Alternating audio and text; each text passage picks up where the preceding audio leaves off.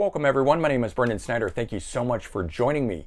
Today we got a big one here. We're going to take a look at the brand new studio album by rock legends Styx, and it's called Crash of the Crown.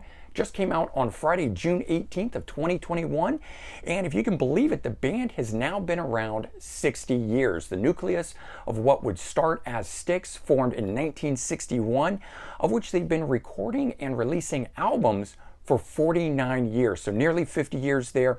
And we're going to dive into all that, including the new album. But before we do, if you are new to my channel and you haven't already hit the subscribe button, please click the button. Also leave a comment, hit like, all those things help support my channel. I would greatly appreciate it.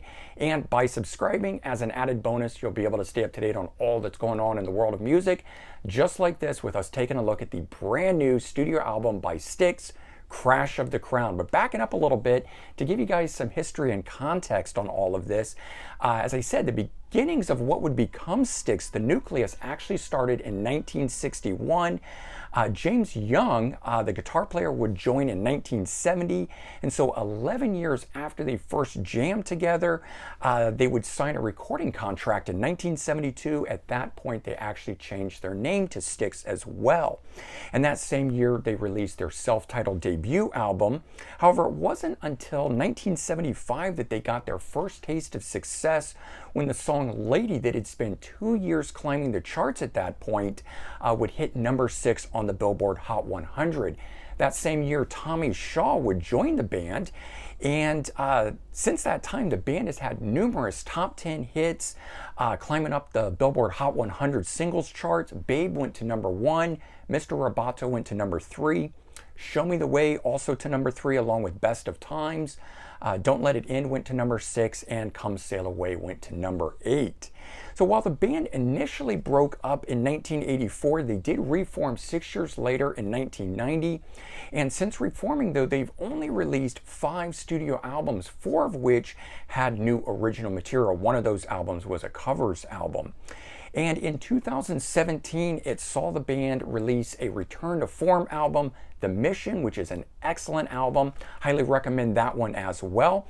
And now, only 4 years later, we get Crash of the Crown, which is what we're here to talk about. As I said, just came out on June 18th, 17th studio album. It was written pre-COVID, but the album's topics still work in a post-COVID world. The lyrical presentation works on many different interpretations and levels. The album itself has 15 tracks, there's 13 songs, and 2 short 30-second interlude pieces on it. But even with 15 tracks being on here, the album itself is only 43 minutes long, so a bit on the short side.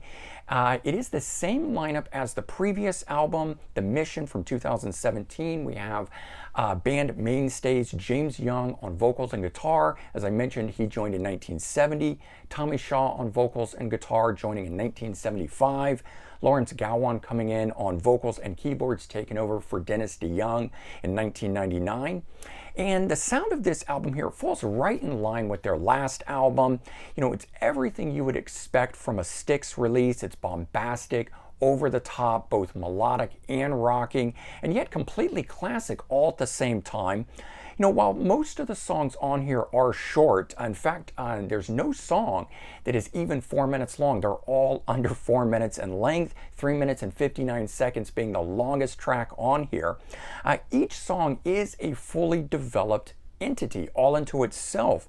And inside the album booklet itself, the liner notes actually state that the band approached this album like the Beatles' Abbey Road. They wanted to see how many different styles and ideas they could actually mix into one song and still have it come out sounding like a complete piece. So now, aside from all of that, I do have a few minor issues with the album. For it including 15 tracks, the album's on the bit of the short side, with only being 43 minutes. And so the tracks, they range from 27 seconds to 3 minutes and 59 seconds. And with all that being said, sometimes the songs, I'm just getting into them by the point that they're ending, and I could have easily, had this album be a bit longer, I think it would have gone over a little bit better. I can all easily overlook that though. What's the bigger issue here is that there are some song breaks in between the tracks, you know, from one to the next. And for example, like between song 3 and 4, that actually breaks before the song has fully ended. So, you know, if you're clicking around on the album itself, sometimes you feel like you're popping in the middle of a song when in fact you're not. It's just where they chose to put the song break where it segments from one, you know, track to the next in here.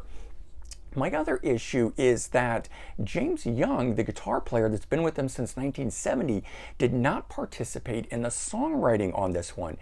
The album itself instead is co-written by the album producer. I would have much more preferred if the album itself had been a full band effort. Now, again, that all being said, I have to reiterate that I really do like this album. I think it is a great album. And so I want to move into talking about some of the standout tracks that are on this. Track number 1, The Fight of Our Lives. This one is 1 minute 55 seconds long. It's a Tommy Shaw song. It's a high energy, big bombastic opener that lets each member of the band shine, even if it's just for a moment. Then track number 2, A Monster. That one is 3 minutes 28 seconds. It's another Tommy Shaw song. Lots of different bits mixed into this one here, zigging and zagging like a monster chasing its tail. That's actually a line from the song. It does feature a cool little drum solo in it, and it's got some smoking guitar work from James Young on it. Track number 4, Hold Back the Darkness. This is the longest song on the album at 3 minutes and 59 seconds.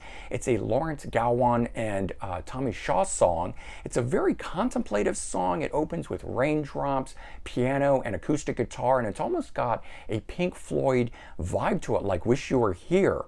Then track 5, Save Us From Ourselves. This one is 3 minutes and 3 seconds long. It's a Tommy Shaw song. It's my favorite one on the album itself. Some great guitar work on this one, and I really like the underlying orchestration to this one too. Then track number 10, Long Live the King, 2 minutes and 34 seconds. It's a Tommy Shaw song as well, and this is my second favorite track on the album. This one here's got the band breaking some new ground stylistically and instrumentation wise, but still managing to sound like Styx. Very interesting song. I wish this one here ran on a lot longer. So let's take a look at this. This is the front cover. It's got a very interesting album cover there, looking like some sort of a meteor impact kind of thing. I don't know if that's a tie over from the mission and Mars and that sort of stuff. Here's the inside of it there. There's the disc. And if we pop this out, this is the only band photo on the underside there of that inlay card. We'll pull out the booklet here. This is at the beginning, as I mentioned, it's got liner notes, very densely written there, fully going into it. It's almost as though the band didn't want to leave anything to chance as to how this album would be interpreted, as they fully wrote up everything they want you to think and believe and know about it there at the beginning. And then it's just lyrics throughout, and a little bit more information on the album there at the end. And as I mentioned, no band photos other than that one that is on the inside there, but still nice that they gave us liner notes nonetheless. So bottom line on this album, after nearly 50 years since their debut album in 1972, my opinion is the band has lost nothing. The album is every bit as good as the last album, The Mission from 2017. It's got all the elements and the hallmarks that make up a classic Styx album, and vocally they sound, you know, every bit as good as they always have on here. I think if you're a fan of classic rocks or Styx, definitely check this out. It is a highly recommended album.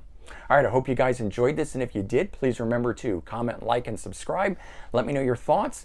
And just in case you're big enough fan of Styx and you can like both of the guys, I've also done a review of the Dennis DeYoung album 26 East Volume 2. That just came out a week ago on June 11th. I'm going to leave a link to it in the description below, and you can check out both Dennis DeYoung and Styx together. You know, if you put them on a playlist and you hit the random button on it, it's almost like having a reunited Styx there. All right, hope you guys have a good day. Take care, and I'll talk to you all real soon. Bye, everyone.